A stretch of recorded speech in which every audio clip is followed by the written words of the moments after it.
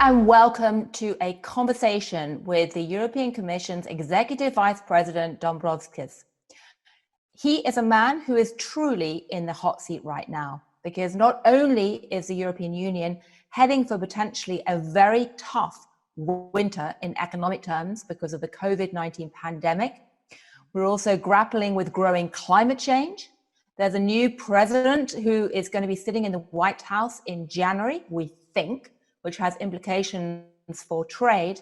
And on top of all that, the issues around AI and digital finance and other areas of digitization are just accelerating.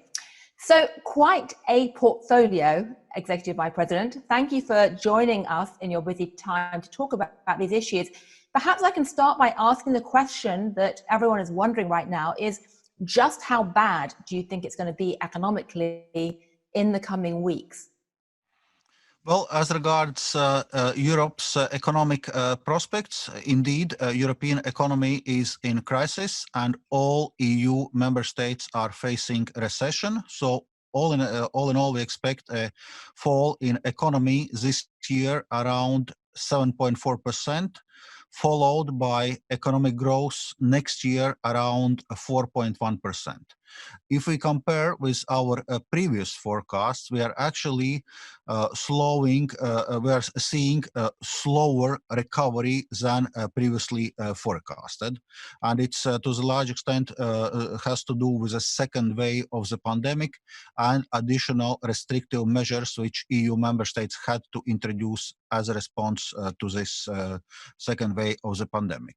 At the same time, we also see some positives. Say the third quarter was much stronger than initially expected. So once the restrictions were eased or removed after the first wave, European economy was rebounding quite strongly, which seems to indicate that fundamentals are sound. So there is a hope that once we are dealing with the second wave of the pandemic, we can see relatively strong rebound of European economy, and it will also be helped by the massive crisis support measures which EU and its member states have already put in place, and the massive financial package of 1.82 trillion euros, which EU has put into place to finance the economic recovery. Do you think there's going to have to be more stimulus on the part of the European leaders as a result of this intensifying downturn because of COVID-19? I mean, the numbers you're citing are pretty scary. As regards economic stimulus, it must be said that already now we have done much both at EU and member states level. We have allowed maximum flexibility as regards EU fiscal and state aid rules to make sure that member states can support their economy, can support jobs, can support companies. We have agreed on a number of safeguard crisis measures at EU level, and right now we are finalizing the work on the next multi-annual financial framework and EU recovery plan. As I said, package worth 1.83 trillion euros. So what will be important right now is, in a sense, implementation. We have agreed on many measures. It's now important that this money is actually reaching the ground and starting to make a difference on the ground. And this money indeed can make a difference. We can see it just to look at one of our crisis measures, so-called SURE, to support employment and to support short-term work schemes. We saw that member states deploying those short-term work schemes have actually managed to cushion the negative impact on unemployment quite substantially, and employment had held up in Europe better than initially expected. So one of the key themes of the package that's been announced has been Green New Deal, measures to try and support environmental change. But I mean, is there not a risk that as we're heading into a growing economic crisis, to use your word, there's going to be so much pain felt by so much of the population that they won't tolerate these green measures? I mean, the kind of problems we had with the Gilets jaunes in France could be magnetized many times over and lead to European leaders essentially abandoning some of the environmental pledges. When we look at the next multi-annual financial framework and European Economic Recovery Plan, indeed, it will be also facilitating green and digital transitions of EU economy. And for example, for green, of the overall financial package for the next 7 years, there is a mainstreaming target of 30%, which is linked with the European Green Deal. So the idea is that with the support of this money, we do not want to go back to where we were pre-crisis, but we want to use this money actually to transform the European economy to facilitate the green and digital transition. As you said in the introduction, climate change has not gone away. It still presents a serious challenge, and there are costs of action which we need to take, but the costs of inaction are actually substantially bigger. So Green Deal will definitely be part of our economic recovery effort, and a part of the money which will be spending to recover the economy will be used also to transform the economy. So facilitate the economy not looking backwards, but looking forward. Right. In terms of the focus on the digital transition, which is obviously a key interest to this summit, European leaders have taken a pretty aggressive attitude towards the American tech companies, not least because of a paucity of such tech companies inside Europe. Do you see that aggressive antitrust action accelerating inside Europe in the coming months? And how do you see Europe essentially pushing forward on things like GDPR, and how will that impact Europe's role or policies towards the tech innovation?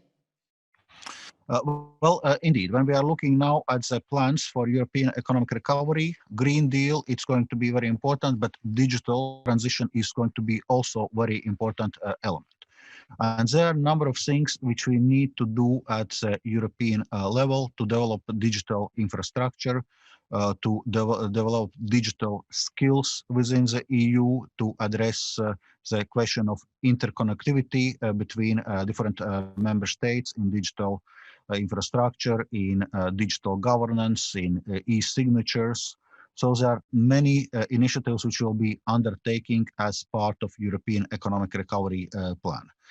As regards the questions you raised on, for example, on GDPR, well, personal data protection, privacy is very important in Europe. So our general data protection regulation is in place, so we'll continue to apply, and this is going to be important element also as part of digital transition. We want to ensure that privacy of people is ensured, and that people are in charge of their data and know what is done with their data and can actually manage it.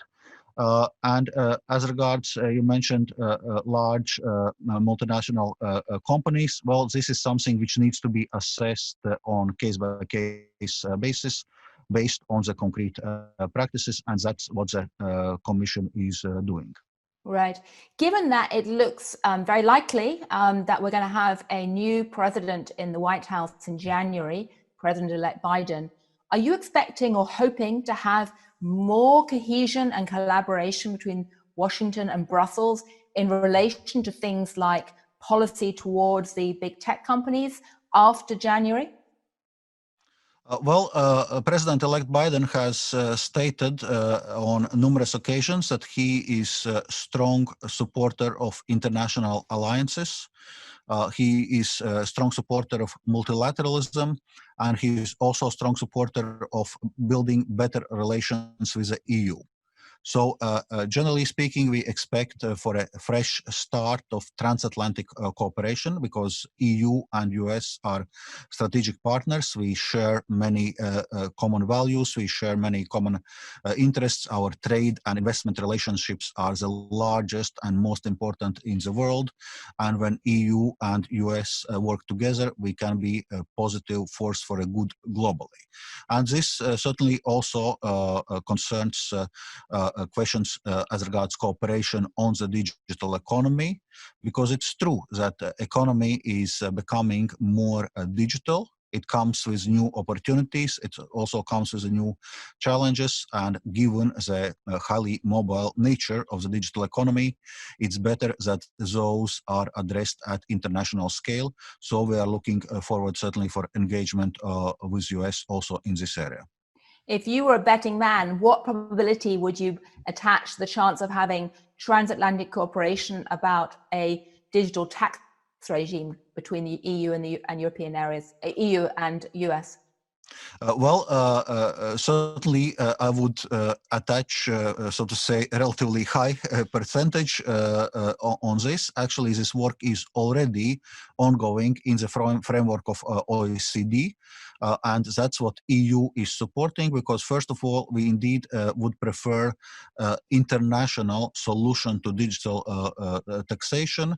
And we hope for a strong engagement also for a Biden administration in this specific area. But what we have also outlined that in absence of international solution, EU is ready to move forward with its solution at the EU level, because as economy is becoming more digital, it's also the fact that digital companies on average are paying effective tax rate, which is around 1/3 of that what classical companies is paying. So it's becoming also more and more a fiscal issue for member states' tax revenues. It's something which needs to be addressed, and I believe it needs to be addressed in all countries. Right. We haven't got much more time left, but I'd like to ask you another question. The main person who's advising President-elect Biden on financial regulation policy in the transition has just written a stunning paper which points out that the next big financial challenge for regulators is going to be AI and how do they respond. And we've already seen with things like Ant Financial that coming onto the agenda of the regulators. He argues that, in fact, the regulators in Europe and the US are way behind the curve, have barely begun to look at this. Are you concerned that Europe is not ready to cope with the regulatory implications of financial AI or fintech and AI? Actually, this is something which we need to work on. And just recently, European Union has put forward its digital finance action plan to deal exactly with issues of fintech, with issues of new technologies, new business models coming from digital finance. And in a number of areas, European Union has actually been the first one to put forward comprehensive proposals for regulation of certain fintech areas. It concerns, for example, crypto assets, including stable coins. It concerns crowdfunding platforms. It concerns third-party payment providers, and so on and so forth. So it's clear that this is a rapidly evolving field, and regulators and supervisors need to be up to the speed of this fast development. And this is what we are doing in EU with the help of our digital finance strategy. Right. It's ironic that the European Commission has ended up becoming the de facto standard setter of the world through GDPR in the data sector, and now through the green taxonomy in the green area as well. Did you expect to see that happen? And do you think that's going to stay the way going forward? Certainly those are important areas, and we think that it's important that standards in those areas are aligned to the extent possible also internationally. So indeed, we were able to move quite substantially on general data protection, also on taxonomy or classification system of green economic activities, but we are also engaging internationally.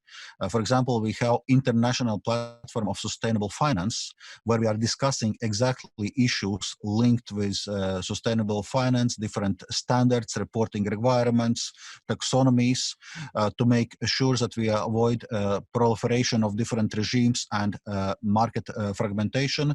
So we are trying to do it in a way that we are open to the world and cooperating internationally. Well, Executive Vice President Dombrovskis, you indeed are in the hot seat in almost every area that can be imagined at the moment, with green and tech and digital and potentially tax discussions too. And meanwhile, you're trying to keep the economy going as well. So on behalf of all of us, we'll just say thank you very much and very best of luck, particularly this winter. Thank you.